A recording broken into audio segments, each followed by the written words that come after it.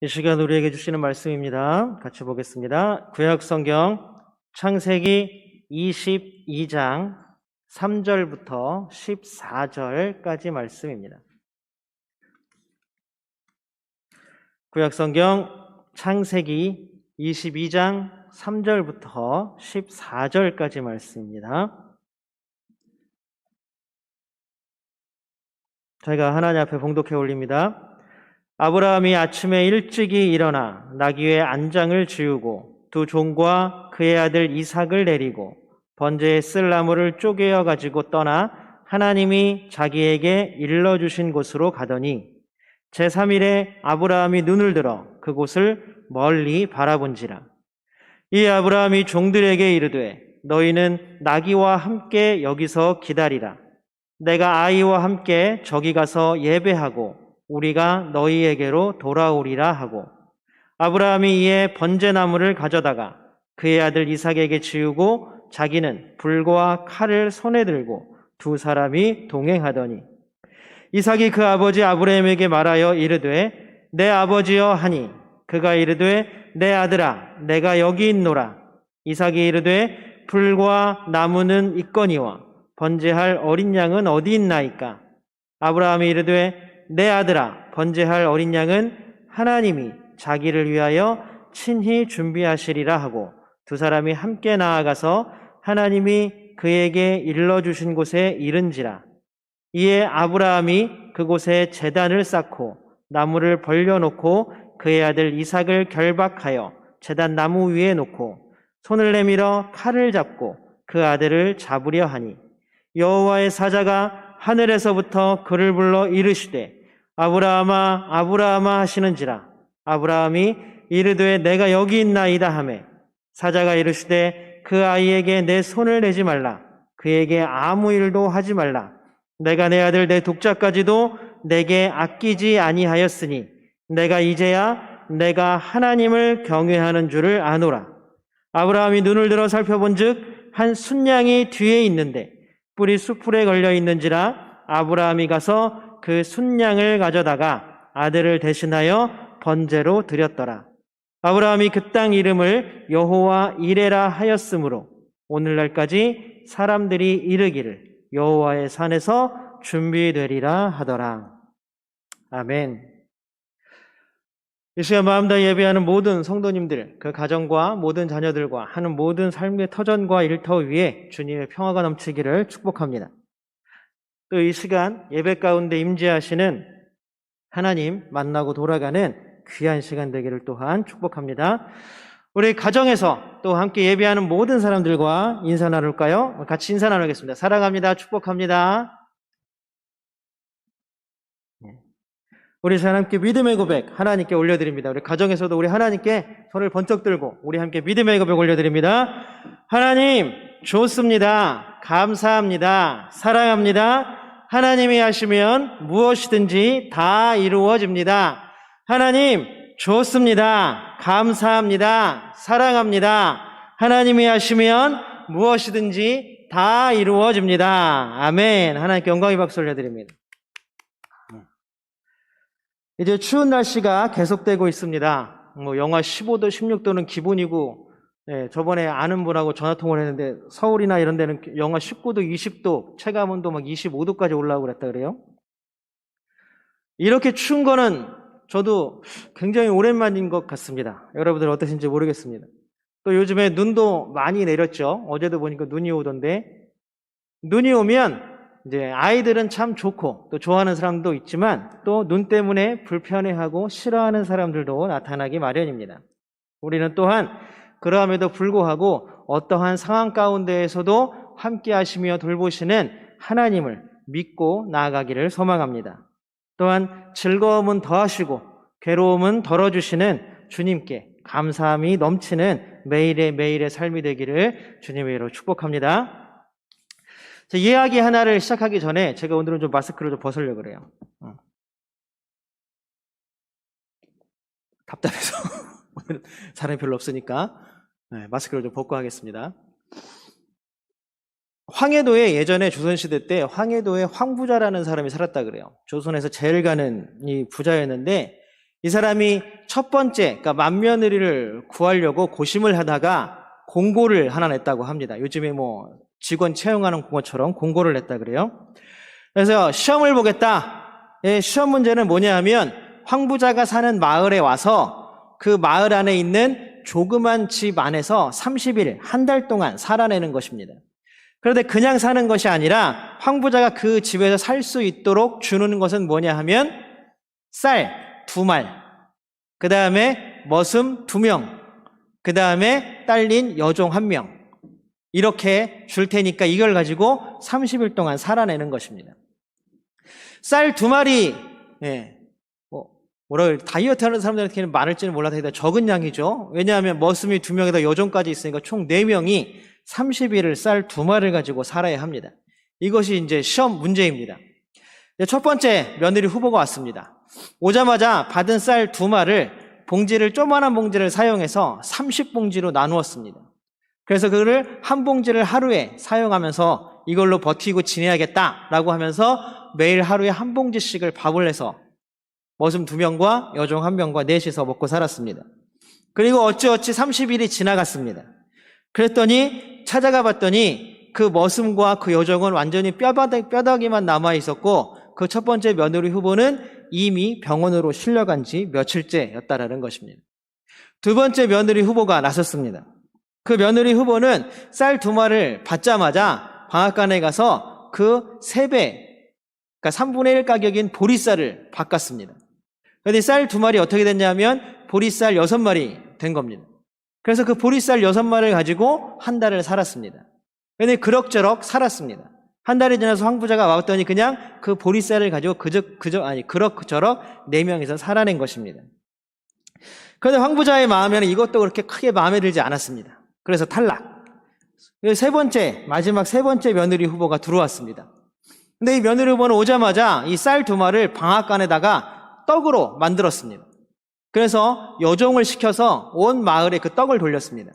돌리면서 이 여종을 시켜서 했던 말이 뭐냐 하면 우리 아가씨가 왔는데 굉장히 바느질 솜씨가 뛰어납니다. 바느질 할 거 있으면 맡기세요 라고 이 떡을 돌리면서 소문을 낸 거예요. 그랬더니 사람들이 이 여종을 통해서 바느질 일감들을 몰아주기 시작합니다. 그래서 바느질을 하고 나서 이 바느질 싹스를 받는 거죠. 그리고 머슴 2를 데리고 산에 올라가서 너희들은 매일 일정한 양의 나무를 해와서 장작을 패서 그것들을 장에다 내다 팔게 했습니다. 장작을 갖다 파는 거죠. 장작을 갖다 팔기 시작했습니다. 그랬더니 이제 이 집에는 부족한 게 없고 남는 것만 있었습니다. 30일이 지나서 황부자가 왔습니다. 그랬더니 집에는 그 전에 쌀 2마리밖에 주지 않았는데 돈이 넘쳐나고 쌀이 넘쳐나고 장작이 넘쳐나고 심지어는 수고했다고 수고비를 그 머슴 2과 그 여종에게 주었기 때문에 머슴 2과 여종도 돈을 가지고 살아가는 신세가 되었다는 것입니다. 결국 어떻게 됐겠습니까? 이 세 번째 아가씨가 황부자 집의 맏며느리가 되었다라는 것입니다. 어려운 시험일수록 지혜로 그 시험들을 극복해내는 일들이 참 많이 우리의 귀에 들려옵니다. 전래동화를 통해서 아니면 위인들의 이야기를 통해서 어려운 시험이면 그에 합당한 그것들을 해결해 나갈 수 있는 지혜들이 딱딱 맞춰 떨어지듯이 나온 이야기들을 많이 들어왔습니다. 아브라함도 지금 시험 가운데 있습니다. 아브라함의 시험도 이렇게 해결할 수 있는 지혜, 이런 지혜들이 아브라함에게 딱 떠올랐으면 얼마나 좋았겠습니까? 그러나 지금 아브라함이 당한 시험은 어떤 지혜도 발휘될 수가 없는 시험입니다. 그러니 아브라함의 마음은 어땠을까요? 지혜도 필요 없고 어떤 꼼수도 사용할 수 없고 이거는 하나님께서 직접 아브라함에게 명령하신 일이었고 어떤 누구도 거절할 수 없고 꼼수를 쓸 수도 없고 피하거나 도망칠 수도 없는 문제였습니다. 아브라함의 마음이 참 슬프고 아팠을 것입니다. 아니 어쩌면 그걸로도 다 표현을 못하겠죠. 우리 아브라함의 마음이 어땠는지 단적으로 보여주고 있는 예를 우리 3절에서 한번 보도록 하겠습니다. 우리 세번역으로 3절 한번 읽겠습니다. 시작. 아브라함이 다음날 아침에 일찍이 일어나서 나귀의 등에 안장을 얹었다. 그는 두 종과 아들 이삭에게도 길을 떠날 준비를 시켰다. 번제에 쓸 장작을 다 쪼개어 가지고서 그는 하나님이 그에게 말씀하신 그곳으로 길을 떠났다. 자신이 직접 길 떠날 차비를 합니다. 나귀를 끌어오고 그 나귀 위에 안장을 지우고 그 다음에 가서 직접 종과 이삭을 시켜서 깨우고, 아침 일찍이죠. 종과 이삭을 깨우고 빨리빨리 준비하라고 시킵니다. 그리고 나서는 장작을 팹니다. 자신의 손으로 아들을 태워버릴 장작을 준비하는 아브라함의 마음, 여러분 혹시 상상이 가십니까? 아들을 바쳐야 하는, 그것도 번제물로 죽여서 태워야 하는, 여기 번제 아시죠? 죽여서 태워야 합니다. 그냥 태우는 것도 아니고 다 갈라서 기름과 살덩이를 다 골라내야 합니다. 그래서 번제는 그 기름들을 다 하나님께 태워 올리는 것이 번제입니다. 레위기를 읽다 보면 번제에 대해서 나오는데 간 옆에 콩팥, 콩팥 옆에 기름, 또 살 밑에 붙어 있는 기름, 이런 것들을 다 제거해서 그 기름들을 태워버리는 게 번제입니다. 자기 아들을 과연 그렇게 할 수 있겠습니까? 자신의 생명을 주어도 아깝지 않은 아들 이삭입니다. 100세가 되어서야 간신히 얻은 아들이기도 합니다. 자신이 지금까지 일구어온 모든 것들을 상속받을 아들입니다. 바로 이삭입니다. 지금 또한 살고 있는 삶에 아브라함과 사라의 전부인 아들 이삭입니다. 하나님이 차라리 전 재산을 다 바쳐라 라고 했으면 아깝지 않았을 것입니다. 차라리 하나님이 아브라함 너의 생명을 바쳐라 라고 했으면 아브라함은 기꺼이 바쳤을 것입니다. 그러나 자신의 생명이 아니라 아들 이삭의 생명을 바치라는 명령에는 머뭇거리지 않을 수밖에 없습니다. 아침에 일찍 일어나서 나귀의 안장을 얹고 이삭과 종을 깨워서 떠날 차비를 하고 장작을 팹니다. 여러분들 이걸 보면서 뭘 느끼세요? 아브라함이 당황한 모습이 역력하지 않습니까? 일의 순서가 완전히 다 뒤바뀌어 있습니다. 먼저 하려면 장작을 먼저 펴야죠. 그래야 길 떠날 차비가 되고 나귀에게 짐을 지우고 안장을 씌우겠죠. 아니면 종을 먼저 깨우고 이삭을 먼저 깨우고 지금 어디로 갈 터이니까 뭐를 준비해라 라고 끝에 점검하고 떠나는 게 순서일 것입니다. 그러나 지금 아브라함이 처리하는 일의 순서가 뒤죽박죽입니다. 아브라함이 얼마나 당황해하고 그 마음이 힘들어하고 밤새 얼마나 많은 고민과 번민이 있었는지를 보여주고 있습니다. 그러면 왜 하나님은 아브라함에게 이런 시험을 주실까요? 아브라함뿐만이 아니라 우리도 살아가면서 왜 시험에 직면하고 어려움에 직면해야 할까요? 그 답이 오늘 본문에서 찾아보면 나와 있습니다. 12절 하반절을 함께 읽어볼까요? 12절 하반절입니다. 우리 세 번역으로 함께 읽어보겠습니다. 내가 너의 아들 너의 외아들까지도 나에게 아끼지 아니하니 내가 하나님 두려워하는 줄을 이제 알겠다입니다. 하나님께서는 아브라함이 깨닫기를 원하는 것입니다. 실제로 하나님은 이삭을 인신공양으로 자기가 취하려는 하나님이 아니시라는 것입니다. 우리도 예전에 보면 전설의 고향 같은 거 보면 이묵이나 귀신에게 마을의 처녀를 한 명씩 바치고 이런 인신공양이 있었죠. 그런 것처럼 고대 근동에도 이런 인신공양의 문화들이 굉장히 많았습니다. 우리가 성경에서도 그것들을 찾아볼 수가 있습니다. 사사였던 입다는 자기의 첫 딸을 하나님께 인신공양으로 바쳤습니다. 그리고 가증히 여기는 적들이 성 위에서 자신의 장자를 태워버렸습니다. 그런데 과연 하나님도 그런 인신공양을 바치는 것을 기뻐해서 아브라함에게 이삭을 소와 양처럼 비둘기처럼 잡아서 제물로 바쳐라 라고 하시는 걸까요? 12절에서 하나님이 아브라함에게 인정하는 것이 있는데 뭐냐 하면 내가 너의 아들 너의 외아들까지도 나에게 아끼지 아니하니 내가 하나님 두려워하는 줄을 이제 알았다라는 것입니다. 하나님이 아브라함에게 알려주고 싶은 것은 뭐냐 하면 그 어떤 것들보다도 하나님이 두려운 존재이시며 하나님이 소중한 존재이시며 하나님께 순종하는 것만이 삶의 길이라는 것을 아브라함이 깨닫기를 원했던 것입니다. 우리의 모든 삶이 바로 하나님께로부터 받은 것임을 알기를 원했다는 것입니다. 그렇다면 그건 그대로 우리에게 가져와도 우리에게 동등하게 동일하게 적용되는 문제이겠죠. 하나님께서는 지금 여기 앉아있는 우리에게도 우리 함께 드리는 우리 모든 성도들도 삶의 주인, 모든 삶이 하나님께로부터 나오고 하나님께서 이끌어 가신다라는 그 사실을 깨닫기를 원하고 바라신다는 사실입니다. 우리가 하나님의 은혜로 살아가고 있음을 고백하십시오. 하지만 자꾸 우리의 삶의 자리에서 하나님의 은혜를 잊어버리며 살기가 쉽습니다. 우리가 가지고 있는 노력, 우리가 가지고 있는 의지, 우리가 가지고 있는 자본, 우리가 가지고 있는 능력, 우리가 가지고 있는 학력, 나의 노력과 나의 투쟁심, 이러한 것들이 내가 얻을 수 있는 또 지금까지 얻어왔던 모든 것을 가능하게 했다라고 믿는 것. 어쩌면 우리는 하나님을 주님이라고 부르지만 우리의 삶은 조금도 하나님 앞에 내어놓지 못하고 어쩌면 이만큼도 하나님 앞에 감사하지 못하고 살아가는 삶이 아닙니까?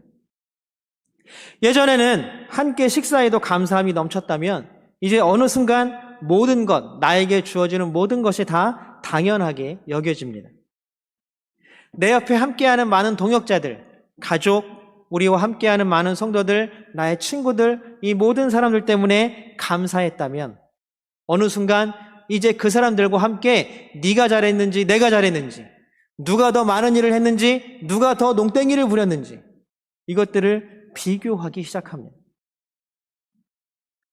무엇이든지 내 수중에 들어오면 이것이 하나님의 은혜인 줄 알고 감사하는 삶을 살았습니다. 그러나 어느 순간 이제 눈앞에 있는 것에 집중한 나머지 그 감사함에 하나님은 없어집니다. 형식적으로 우리가 감사헌금을 드려 감사할 수는 있겠지만 정말로 그것이 하나님께로부터 나왔음을 고백하는 것, 그것들은 점점 무디어져 가는 삶을 혹시 살아가고 있지는 않습니까? 앞으로 하나님이 이루실 모든 것들에 기대를 걸고 소망을 품고 하나님 나라를 꿈꾸었습니다. 그러나 이제 시간이 갈수록 예배드리는 시간이 아까워집니다. 말씀을 읽는 시간이 아까워집니다. 내가 하나님 앞에 나와 기도하는 시간이 아까워집니다. 내가 드리는 하나님께 드리는 예물이, 내가 하나님께 드려지는 작은 마음과 정성들이 조금씩 아까워집니다. 말씀을 읽는 시간이, 기도하는 시간이 TV 보는 시간보다 더 아까워집니다. 잠자는 시간보다 더 아까워집니다.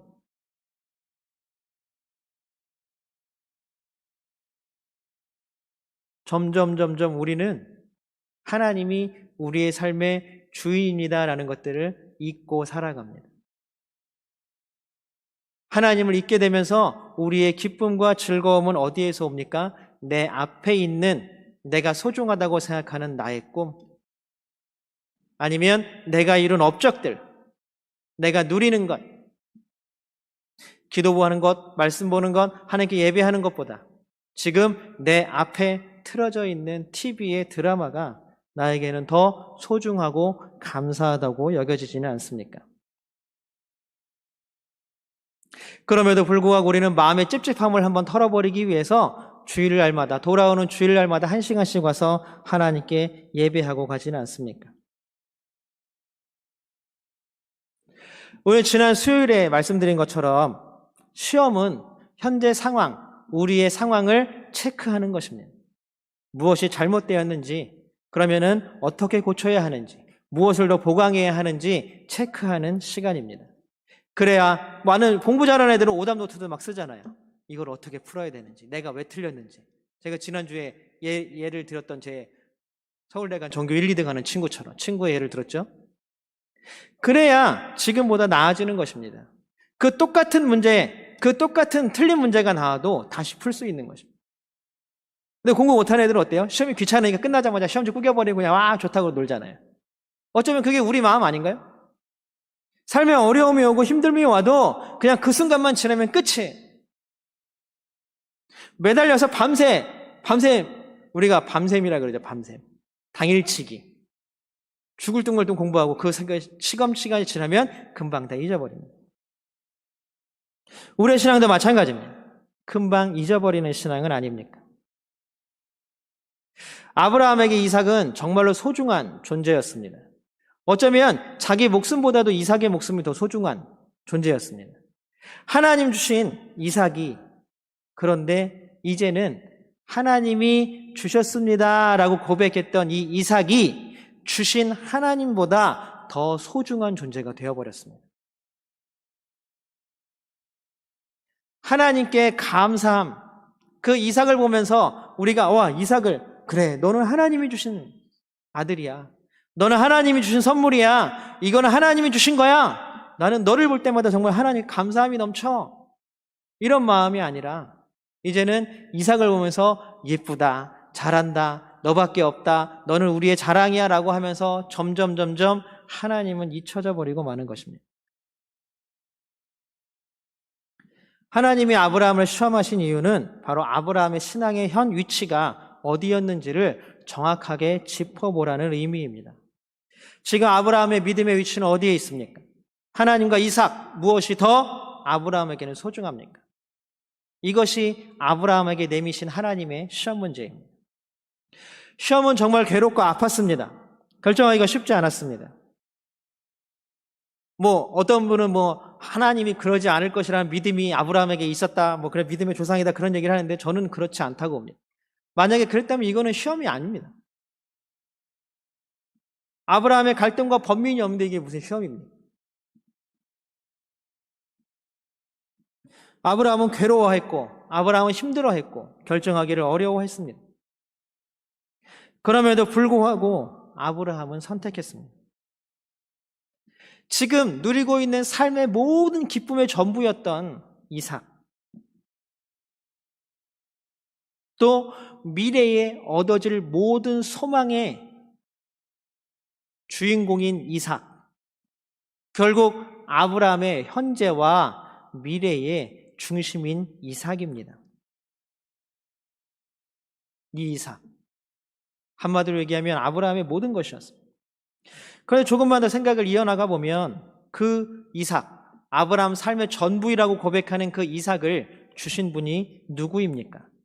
우리 창세기 17장 19절을 한번 세 번역으로 읽어볼까요? 같이 읽어보겠습니다. 시작. 하나님이 말씀하셨다. 아니다. 너의 아내 사라가 너에게 아들을 낳아줄 것이다. 아이를 낳거든 이름을 이삭이라고 하여라. 내가 그와 언약을 세울 것이니 그 언약은 그의 뒤에 오는 자손에게도 영원한 언약이 될 것이다. 자, 이삭은 누가 주신 거예요? 하나님이 주신 거예요. 모든 사람이 다 불가능하다고 할 때 하나님이 가능하게 해주신 것입니다. 바로 이삭은 하나님께서 주신 아브라함에게 주신 선물이었습니다. 그리고 전부였습니다. 지금 아브라함이 이삭으로부터 얻는 기쁨과 즐거움과 존재의 의미는 누가 주신 거예요? 하나님이 주신 거예요. 욥의 고백처럼 하나님이 주셨으니 하나님이 거두어 가십니다.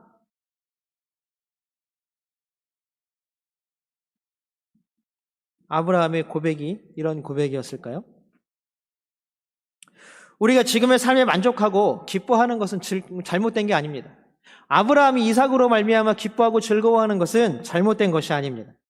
분명 우리는 지금 우리에게 주어진 삶을 누리고 기뻐하고 살아야 합니다. 즐겁게 살아야 합니다.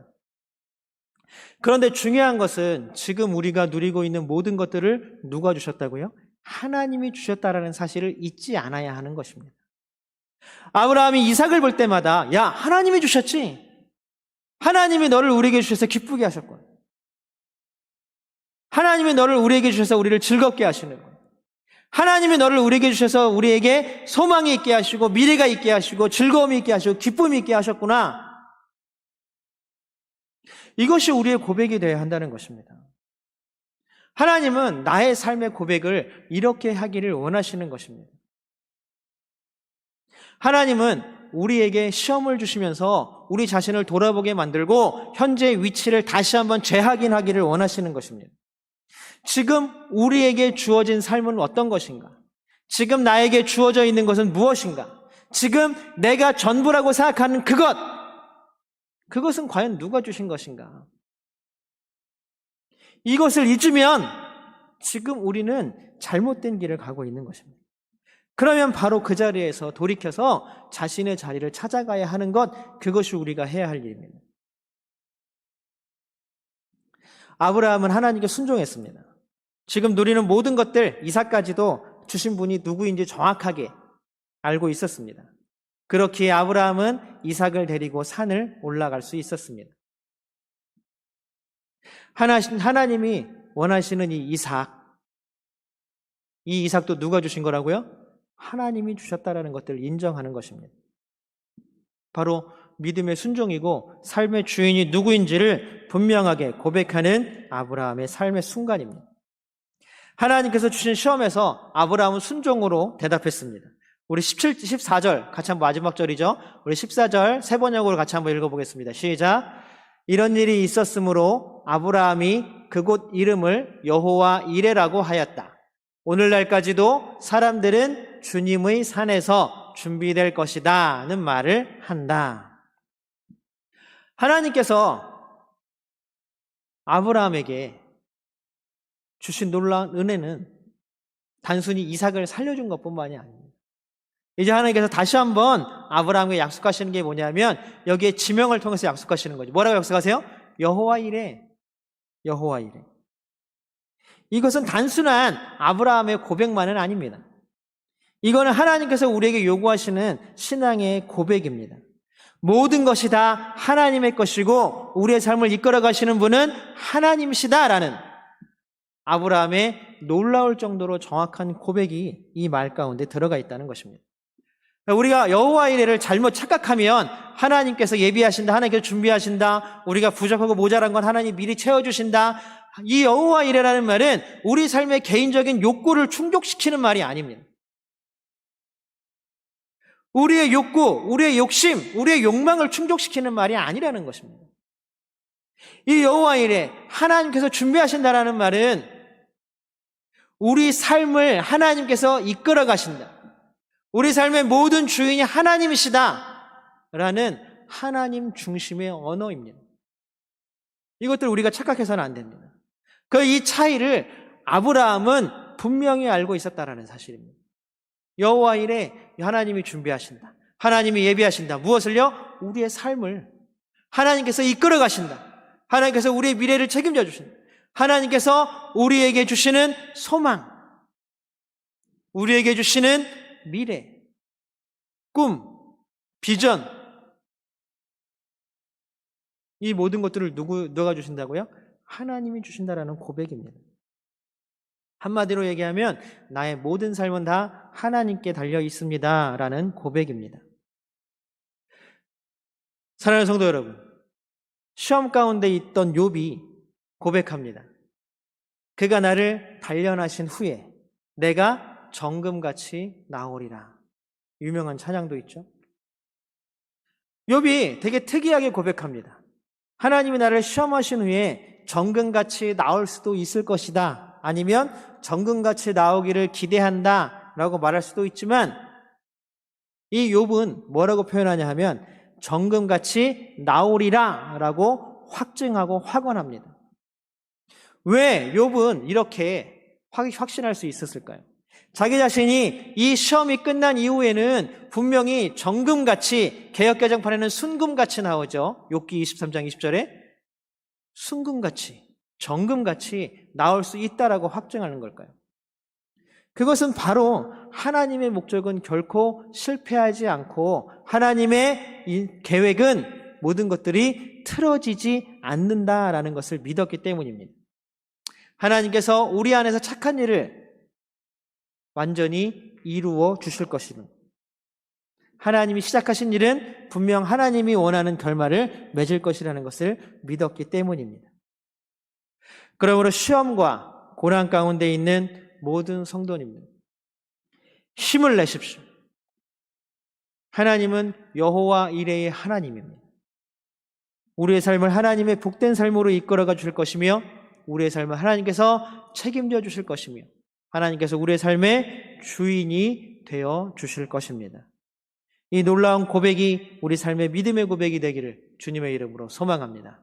또한 우리가 여호와 이레의 미래의 신앙을 가지고 살아갈 때에 하나님께서 모든 것들을 예비해 주시고 우리를 인도해 주시고 우리에게 소망을 주시고 희망을 주시며 하나님 나라로 온전히 하나님의 뜻대로 이끌어 가 주실 줄로 믿습니다.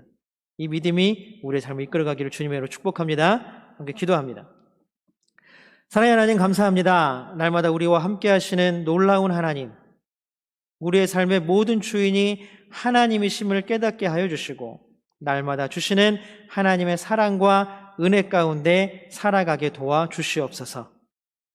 지금 내 앞에 있는 내가 누리는 모든 것들이 다 하나님께로부터 왔음을 고백하게 하여 주시고 주신 하나님께 날마다 감사함이 넘치는 삶 살게 하여 주시고 놀라운 하나님의 은혜가 사랑이 우리 가운데 항상 넘쳐나는 귀한 삶이 될 수 있도록 은혜 더하여 주시옵소서. 언제나 도우시고 함께 하시는 임마누엘 예수 그리스도의 이름으로 간절히 기도드리옵나이다. 아멘.